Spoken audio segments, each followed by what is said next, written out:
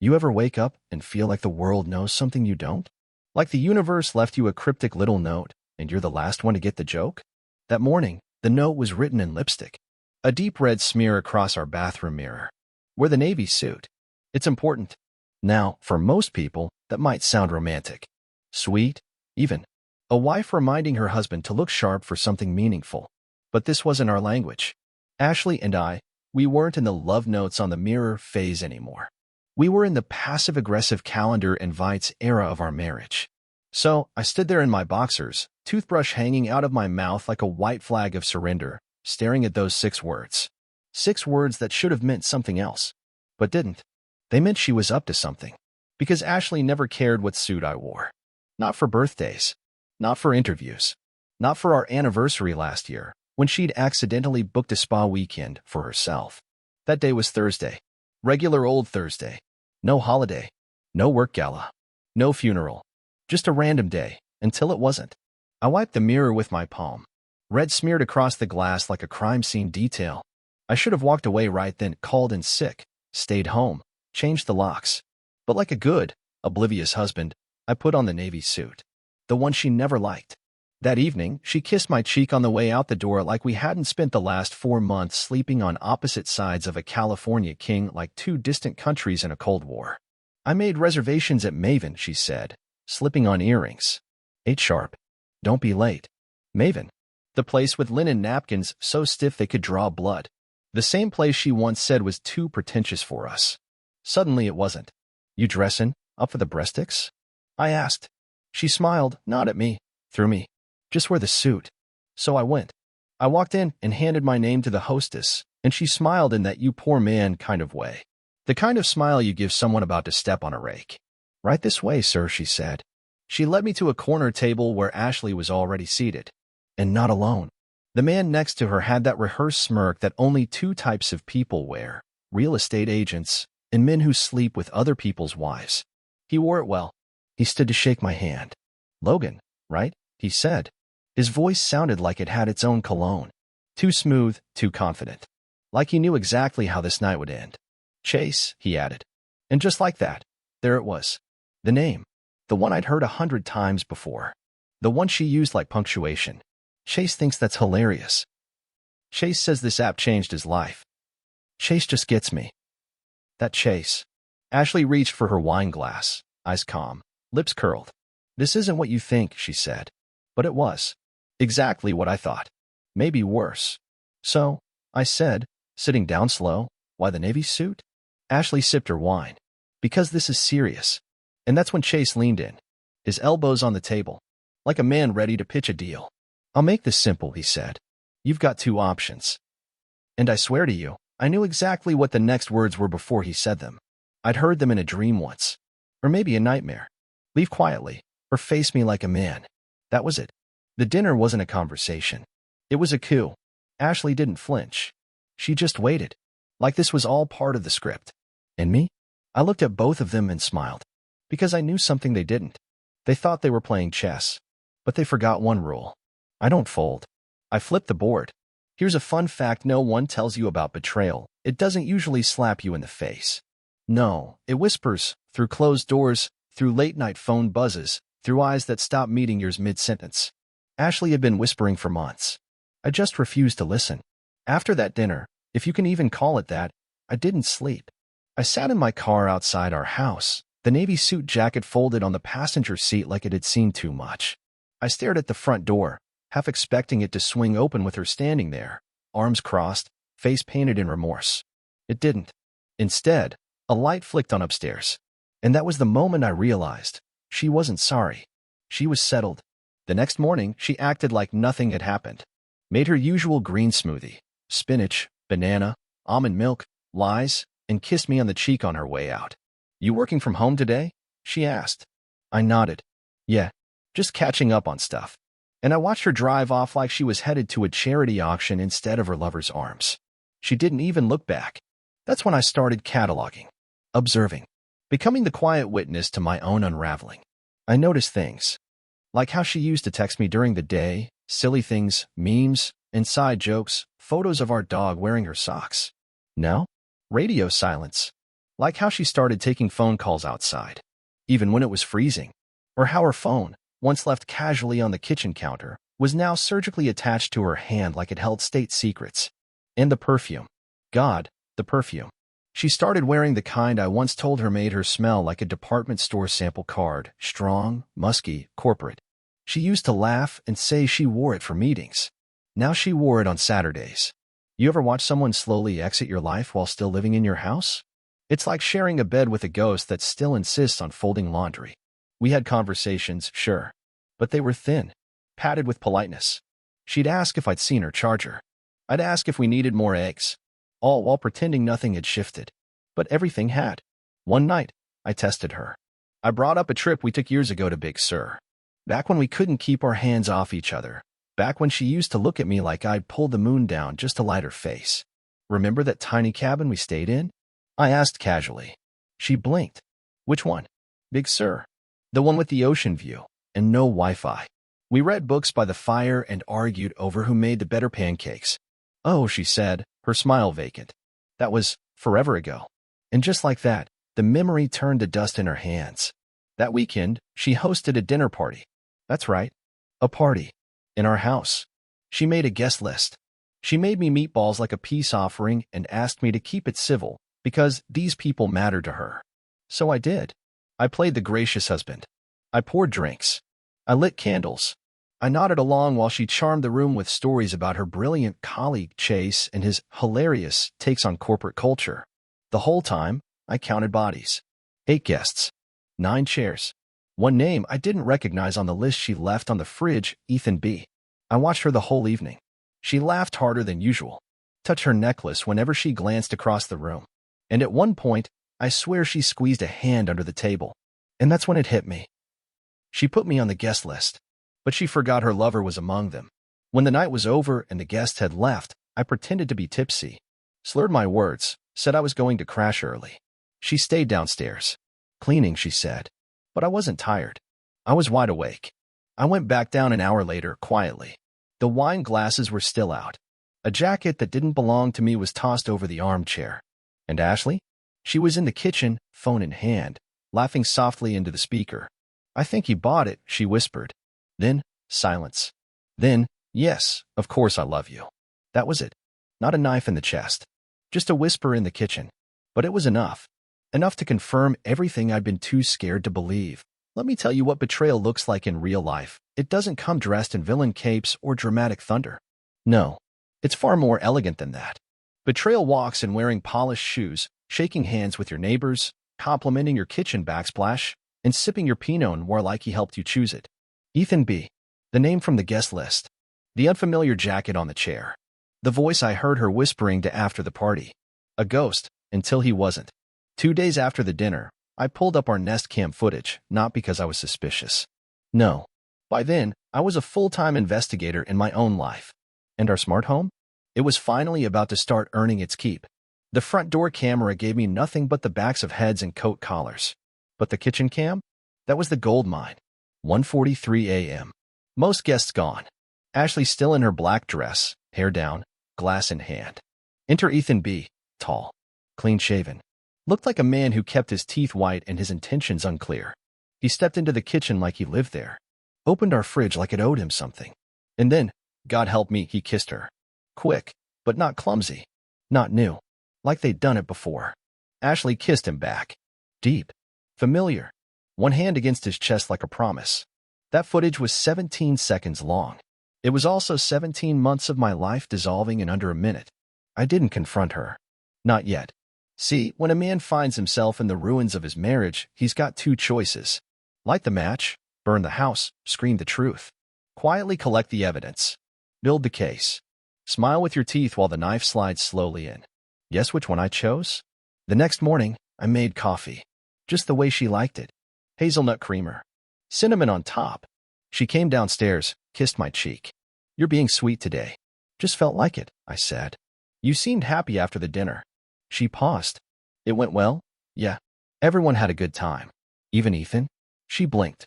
Just for a second. Then smiled. Too wide. Oh, Ethan. Yeah, he's new at work. Quiet guy, barely talked all night. I stirred my coffee, watching the spoon swirl like a drain. Huh. Thought I heard you two talking after everyone left.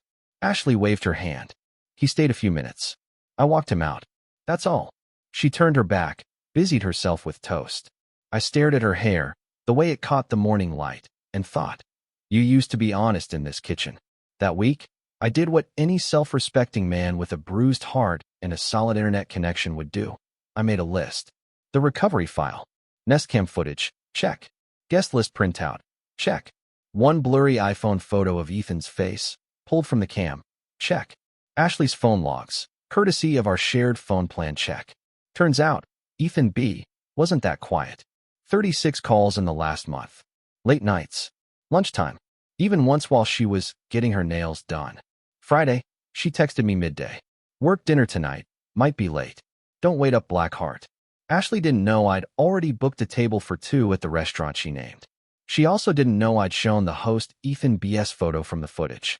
And she definitely didn't know I'd be seated 4 booths behind her. Alone. Watching. At 8:42 p.m., they walked in. She in that green silk dress I bought her last year. The one she said made her feel like a woman in a French film. He in a navy blazer. My color. Ironic. They kissed at the bar. He touched her lower back. She leaned into it like muscle memory. And me? I sat quietly, eating steak, watching my wife treat another man like her home. When they left, I let them walk out first. I finished my wine, and then I followed them to the parking garage. No, not to fight, not to yell. I just wanted to see which side she opened first. Passenger side. For him. Not a second of hesitation.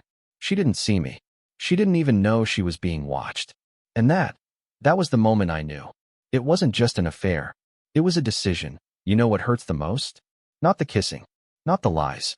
Not the late-night whispers into someone else's collar. It's the routine. The ease.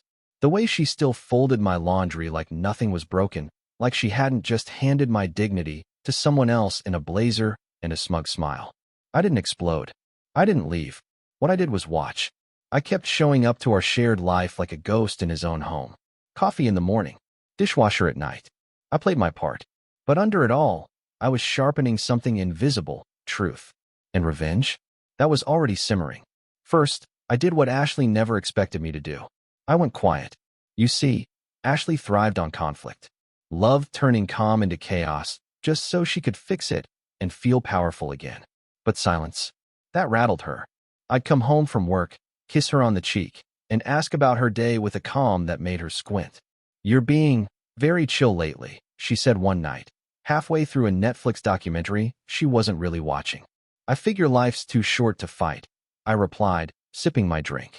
She stared at me for a second too long. And that was the first crack in her mask. Now let's talk about Ethan. You remember how I said she left her guest list out? Turns out, the man's last name wasn't just a letter, it was Beaumont. Yeah, Ethan Beaumont. VP of Strategic Expansion at her firm. Married. 2 kids. A golden retriever and a mortgage in the suburbs. So I did what any calm, calculated man would do. I made friends with his wife. Emily Beaumont was easier to find than I expected.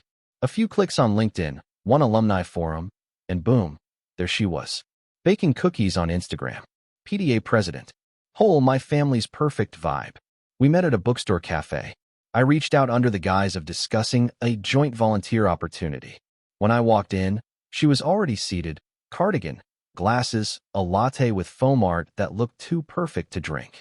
Thanks for meeting on short notice, I said. She smiled. No problem.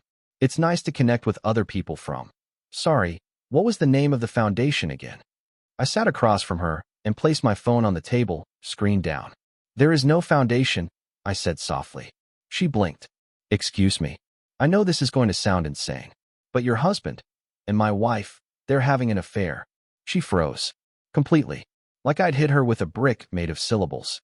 And then she laughed. A soft, bitter laugh. The kind that people make when something finally makes sense.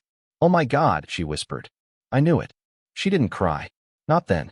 Instead, she asked questions. Smart ones. Specific ones. Like she'd been waiting for someone to confirm what she already suspected. I showed her the footage. The texts. The guest list. She didn't need more. I want to help, she said. And just like that, I had an ally. Over the next few weeks, Emily and I played chess in the background while our spouses played checkers in the foreground. We started small. Changed the locks on truth, opened windows to doubt. She accidentally left Ethan's Apple Watch on the dresser, unlocked. I started losing things in Ashley's car and finding them after she returned from late meetings. Meanwhile, Emily and I met weekly. We weren't bonding. We were building. Carefully. Brick by brick. One night, I asked her, "What's your end game?" She thought for a second, then said, "I want them to feel what we felt. Not with yelling. Not with broken things. Just a mirror. Held right to their faces." I nodded. I liked her style. Now, here's where things took a turn. Ashley planned another dinner party. Another showcase. Another smug display of her carefully managed facade. She invited Ethan again. As a friend, of course. And guess who she didn't realize was also invited? Emily. Yeah. I told Ashley I'd invited a coworker and his wife. Just a chill couple. Creative types. She smiled. That's great. The more the merrier. That night, the living room smelled like rosemary chicken and misplaced loyalty. Ashley was radiant. Laughing too loudly. Wearing the necklace I bought her 3 anniversaries ago. Then the doorbell rang. I opened it. Emily walked in.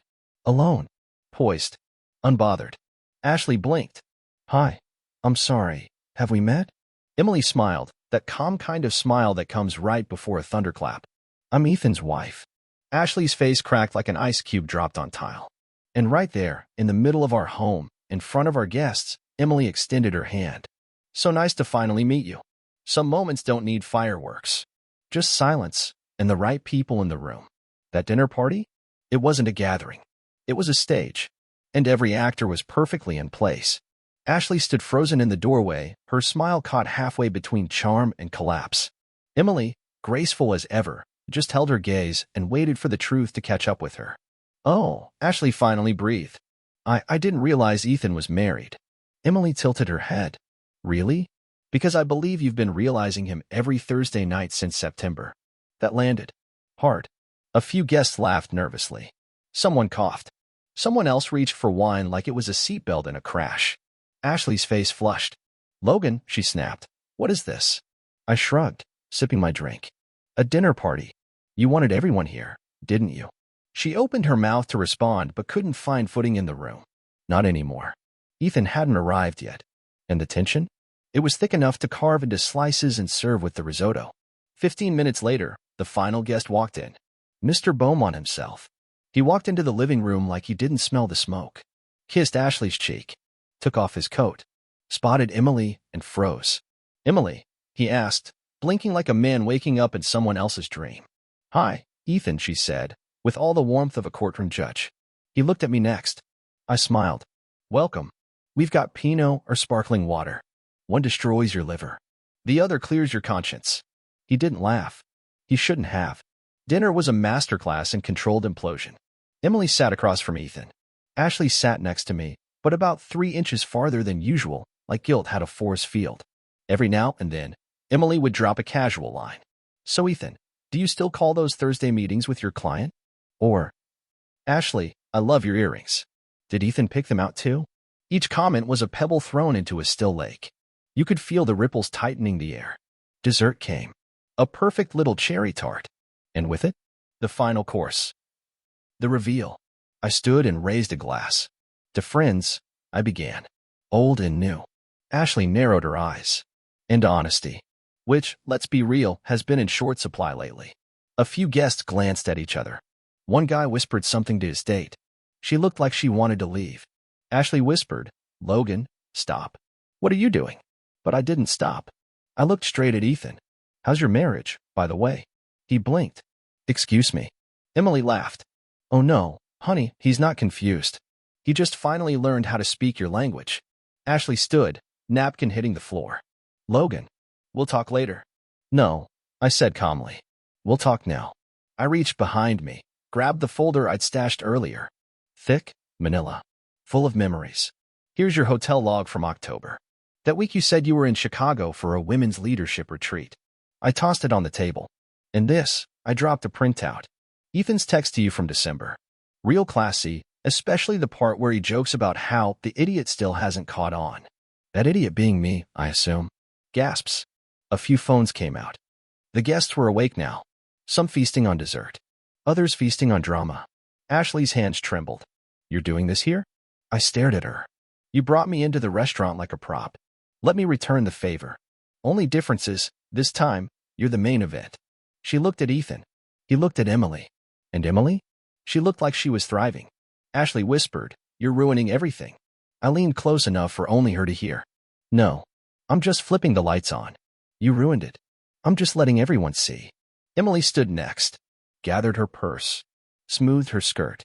"Lovely evening," she said to me. "You ever want to co-host another event like this, you know where to find me." She turned to Ethan. "You can pick the kids up Sunday. Don't forget the dog food." Then she left. With dignity, heels clicking like punctuation marks on a chapter closed. Ashley didn't say a word. Not when I sat back down. Not when the guests started awkwardly leaving. Not when I started clearing the dishes like it was just another Thursday night. She just stood there, alone in the ruins of the world she built on whispers and wine. But this was just the overture. Because I wasn't done yet. No, not by a long shot. You ever watch a storm form, not hit, not roar, just form? Clouds rolling in, shadows stretching across a room that used to be warm? That was Ashley now. A woman standing in her own kitchen, suddenly afraid of the walls she'd decorated. She didn't speak for 2 days, which, to be honest, was almost considerate. The silence gave me space to think, to work, and quietly to build. I started spending more time in the office.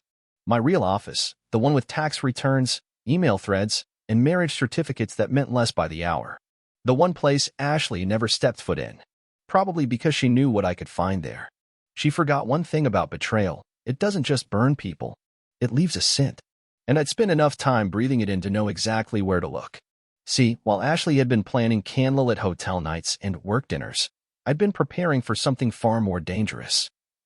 A clean exit. But not just any exit. A poetic one. A slow unraveling of her world, thread by thread, so she could feel what it's like to be slowly replaced by truth. I met with a lawyer. Quiet, sharp, the kind of guy who probably irons his shoelaces. "Are you sure you want to go the psychological route?" he asked. I nodded. "I don't want alimony. I don't want revenge in the tabloids. I just want precision." He looked impressed. "Then you'll need a paper trail." I already had one. Emails. Financial records. Security cam timestamps. I mapped it all out like a detective solving a crime that hadn't technically been reported. I even created a shared Google folder titled House Projects. Inside, screenshots of her affair. Receipts from the hotel where she'd attended a leadership seminar. Audio from a voicemail Ethan left her on speaker while she was in the shower. It was all there. She didn't notice for days. Until she opened it by accident, probably looking for the name of the plumber. And then, silence. Again. But this time, it was different. The air around her had changed. Like she just realized the knife she used had never been hers to begin with. Saturday morning, she finally broke. I came downstairs, coffee in hand, and there she was, hair tied back, robe on, pacing the kitchen like a caged executive in crisis mode. "Logan, we need to talk." I sipped my coffee. "That's a bit late, isn't it?" Her jaw clenched. "You blindsided me." "Funny. I thought I was returning the favor." She leaned on the counter, eyes pleading. "I made a mistake." I set the mug down gently. "Which one?" "Be specific." Her voice softened. "Ethan, it didn't mean anything.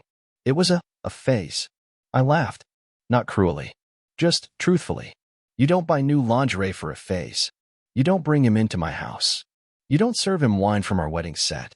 She blinked, and I watched her do what she always does when cornered. She pivoted.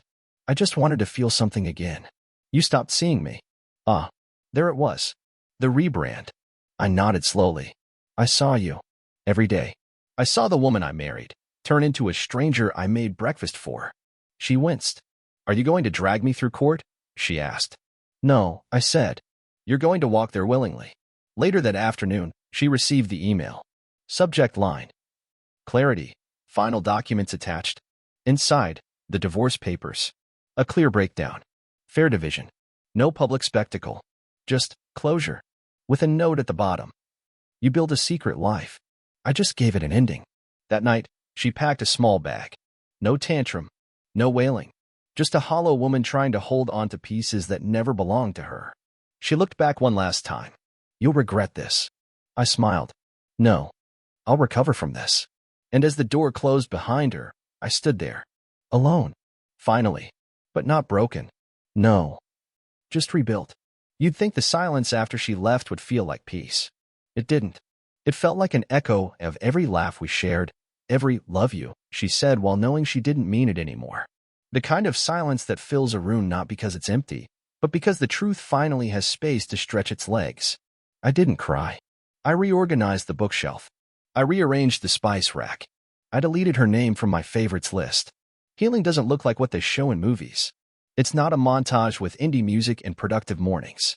It's staring at your coffee for an hour and realizing this is the first time you've tasted it in months without wondering where she is. I thought it was over, that the worst had passed. Then came the texts. First, one from her. I made a mistake. We can fix this. You and me. Then another. Ethan broke things off. He's going back to his wife. Of course he was. Because men like Ethan never stay. They sample. They ruin. And then they run. But Ashley? She stayed. Or tried to. Because when everything fell apart, I was still the safest house she'd ever burned. But this time, I didn't open the door. I let her messages pile up like fallen leaves, dead, repetitive, unnecessary. And that's when she made the next mistake. She called my sister. Are you really just going to erase 10 years? My sister asked me on the phone. No, I said. I'm going to rewrite them. That's the thing about being betrayed. People always ask if you're going to forgive. No one asks if you're going to rebuild. So I started small. I changed the locks. I donated her throw pillows. She loved throw pillows enough to make a couch feel like an obstacle course. I painted the guest room. The one she once said was too neutral. I made it mine. Every inch.